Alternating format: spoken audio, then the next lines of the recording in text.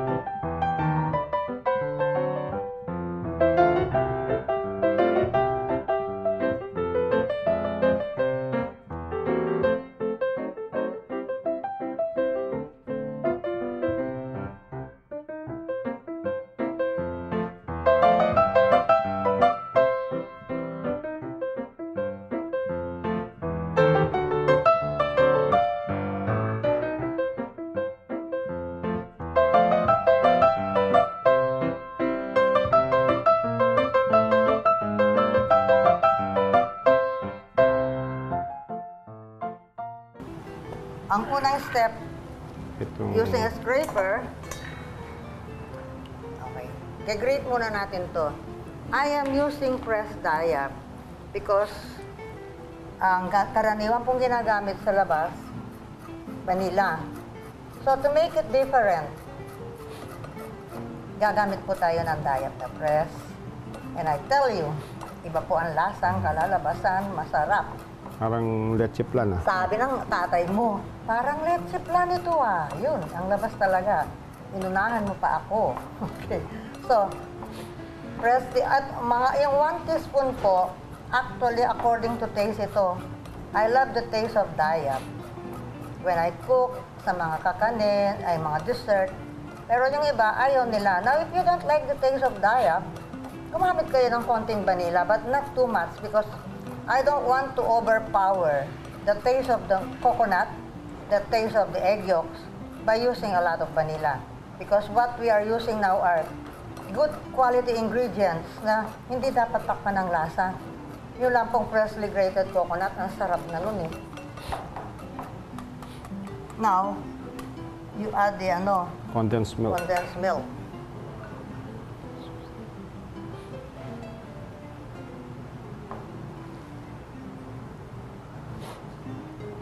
Mauubos halos ang balat nitong isang ganitong size na dayap. Parang Jackson, bone? Malaki eh. Malaki to. Titikman ko lang mamaya niyan eh. Kasi sometimes meron dayap, lalo na yung berdeng-berde, matapang ang lasa. Pag medyo hinog, hindi na. Malalaki ang butas nitong pang-grate na ito. Yung ginamit kong una dyan, maliliit. Para very, very fine. Okay. Very easy. Blend, blend, blend, blend, blend. Meanwhile, I will start beating the egg whites. Yung isang technique po rito is beating your egg whites over water para uminit ng konti. Just to dissolve the sugar. Pero dito, madidissolve na yung sugar niyan eh. Ang lalabas nun parang yung icing na niluluto namin. Yung egg whites. So, while Edwin is mixing, I'm going to beat the egg white. So, next yung butter.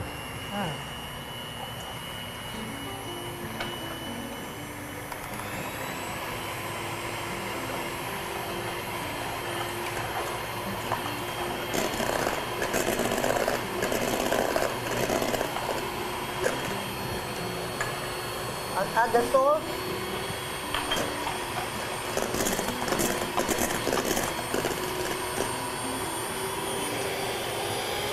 And the sugar.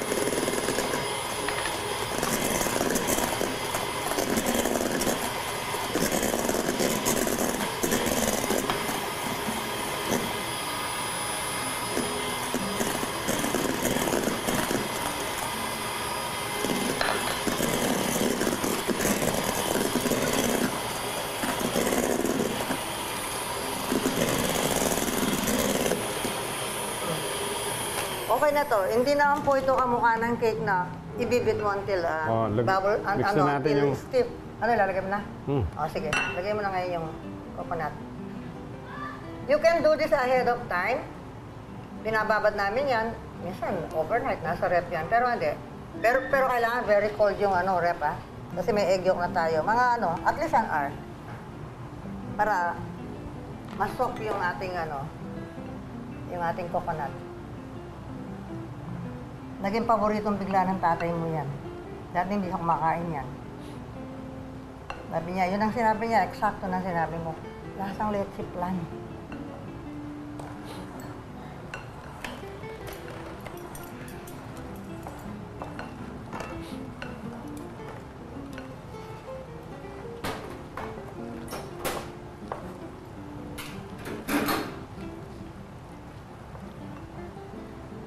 Titikman ko. Although hindi pa masyadong malalasahan yan kasi hindi pa sinipsip nung niyog yung lasa masyado. I'll put more a little bit more. Kasi hindi ko pa naman naubos ito eh. Sandali. Uubusin ko talaga yan.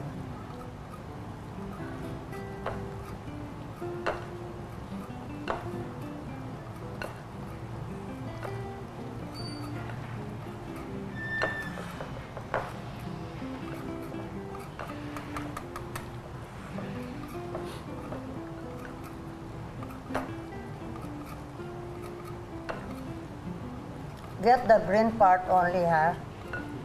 Huwag po hindi po kasali yung puti, mapait yun.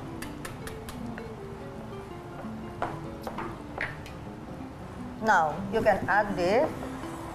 Teka, buhos ko dyan yung egg white. Oops, Tissue. muntik nang natapon.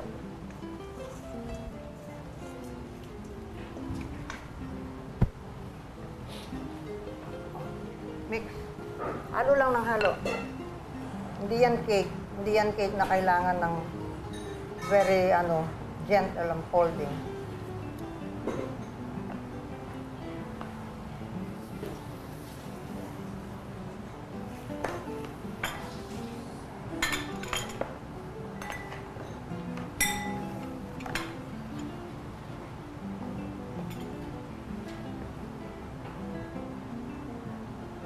Kung gusto niyo parang ito yung all-purpose, yung cake flour na optional. Kung gusto niyo mas firm ang macarons ninyo after baking, you have to add a little cake flour. Yan ang ginagawa po yung mga binebentang commercial. Actually, it's not only 1/4 cup for this. Kaya lang sabi ko nga, hindi ito commercial. Because this is fresh macarons, you have to keep them refrigerated. Maglalas po siya ng matagal kung hindi mauubos. Pero outside, hindi siya magtatagal ng matagal. It will fall fast outside dahil nga yung niyog na fresh na ginamit natin. Ngayon, yung mga binebentang nasa mga bake shop, they use desiccated coconut para matagal ang buhay. Yun ang difference doon. But the lasa, I tell you, it's very, very much different. I also tried using coconut sapal. Yung pinagpigaan na po ng niyog, pwede rin yun. Pwede rin siya. Now, if ever I'm going to add vanilla here, it will just be a drop, a small drop. Ayoko talagang takpan ang lasa ng aking dayap. Ngayon, kung sa bahay ito, hindi ako nagmamadali, ilalagay ko muna ito sa ref for an hour before I bake them. Okay, I'm going to use an ice cream scooper.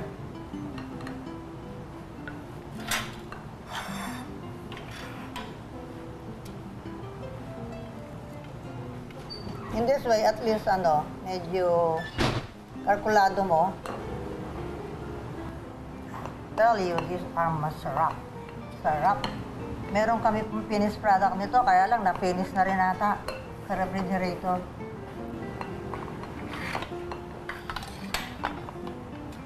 And hindi naman po ito aalsa, kaya kung gaano karami yung nilagay nyo, magmamound lang ng konti, that's it na.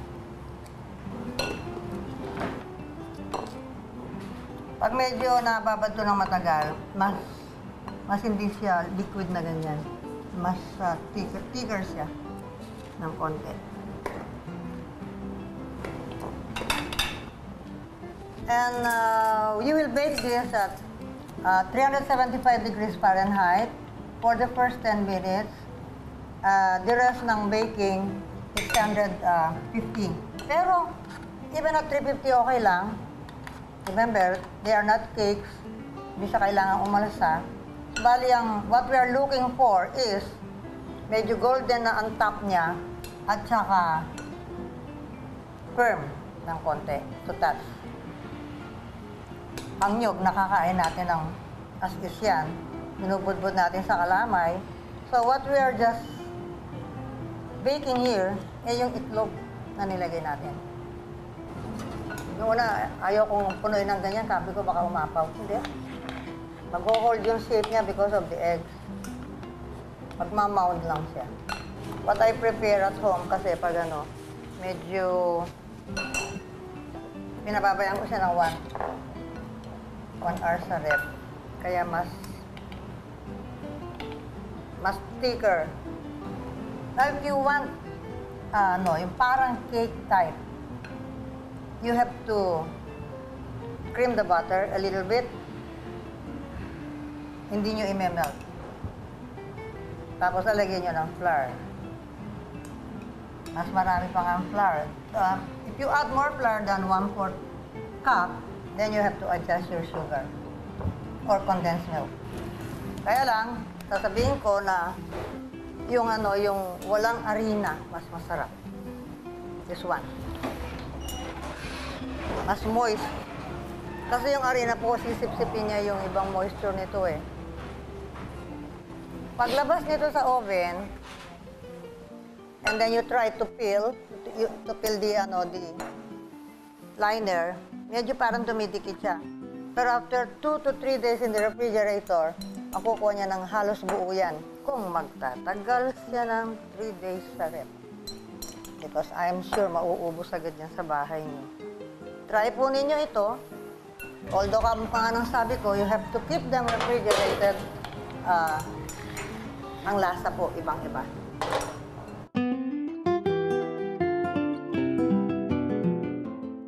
Ito na po yung finished product natin. So, you bake them according to the doneness o yung kulay na gusto nyo. Actually, ito po ang tama. I like this color better. Medyo nag-dark po ito ng konti. Tapos nun, you have to remove them from the muffin pan and then ipalamigin nyo agad. Chill them. Or maybe you can let them stay at room temp overnight. Pagkatapos nun, the next day, i-chill nyo na po para sayang baka. Pero mga 2 days siguro hindi mapapanis to. Kaya lang to be safe, dahil nga fresh coconut yung ginamit natin, ilagay nyo sa chiller. Overnight, okay sa labas ng rep.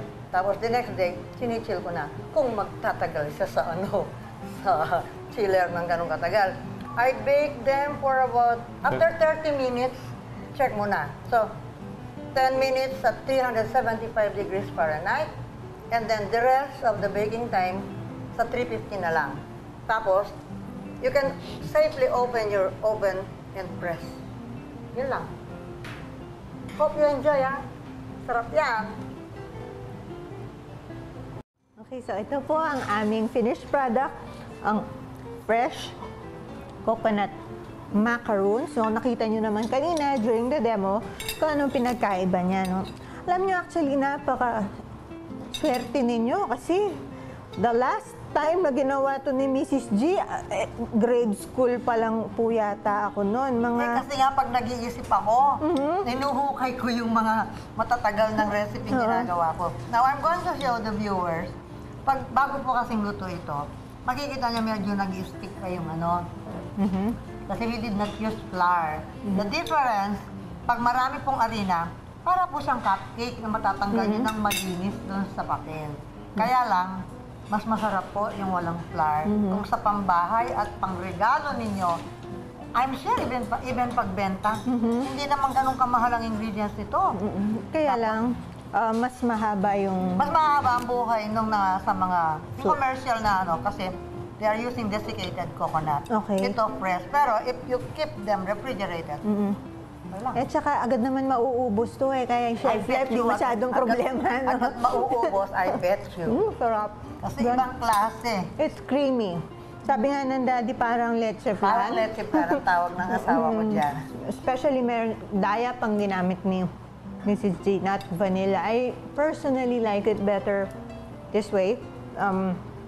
Mas Pinoy pa nga ang lasa niya, di ba? Very seldom na may magustuhan ang tatay mo sa mga ginagawa kong sweets. Kasi alam niyo naman po yung mga lalaki, karamihan dyan hindi mahilig sa matamis. Pero this one, binabalik-balikan niya sa rep. Yes, so we hope you try it. Ang ating fresh coconut macaroons, no? Your kids will love this, I'm sure. Baka pati nga kayo, actually, magugustuhan ninyo. So for your questions, comments, and suggestions, drop us a message sa amin pong Facebook page, facebook.com/Mrs. Galang's Kitchen. And our old episodes sa amin pong YouTube channel, mapapanood na ninyo. Maraming salamat po.